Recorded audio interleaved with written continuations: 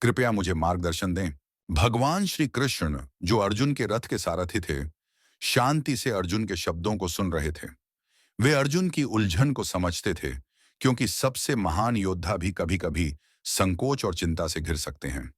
कृष्ण जानते थे कि अर्जुन का युद्ध सिर्फ बाहरी शत्रु से नहीं था, बल्कि यह एक आंतरिक युद्ध था। कृष्ण ने शांति से उत्तर दिया, अर्जुन, तुम एक महान योद्धा हो। तुम्हारा जन्म ही धर्म की रक्षा के लिए हुआ है। लेकिन तुम्हारा असली युद्ध तुम्हारे भीतर है। तुम्हें अपनी शंका और दुह को पार करना होगा और धर्म के मार्ग पर चलना होगा।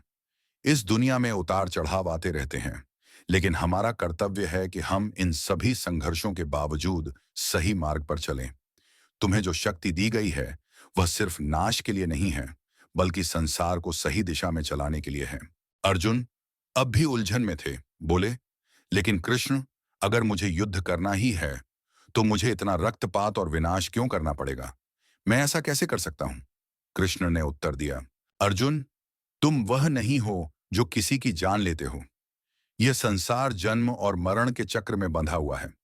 तुम बस एक उपकरण हो, भगवान की योजना का हिस्सा हो। तुम्हें अपने कर्तव्यों का पालन करना है, परिणामों से जुड़े बिना। जब तुम अपने कर्तव्य को निभाओगे, तो तुम्हारा मन शांत होगा। सही कार्य ही सर्वोत्तम होता है, न कि उसके परिणामों की चिंता करना। कृष्ण ने फिर अर्जुन को भगवद गीता के उपदेश दिए, जिसमें कर्म योग, भक्ति योग और ज्ञान योग की बातें बताईं। उन्होंने कहा कि असली विजय शत्रु की पराजय में नहीं है, बल्कि मन की शांति और आत्मविश्वास में है। कृष्ण की इन बातों ने अर्जुन में नया उत्साह भर दिया। अब उनका मन स्पष्ट था और उनका उद्देश्य निश्चित। उन्हें अब यह समझ में आ गया कि उन्हें अपने धर्म का पालन करना है, चाहे जो भी हो। अब वे केवल अपनी महिमा के लिए नहीं, बल्कि संसार के कल्याण के लिए युद्ध करेंगे। उनका ध्यान अब केवल अपने कर्तव्य पर था, परिणामों पर नहीं। इस प्रकार अर्जुन ने कृष्ण के मार्गदर्शन में युद्ध को अपनाया और उसने अपनी शक्ति और साहस से विजय प्राप्त की। हम सभी के जीवन में अर्जुन जैसा संकोच, शंका और डर आता है, लेकिन असली शक्ति बाहरी संघर्षों में नहीं, बल्कि हमारे अंदर की परेशानियों को जीतने में है।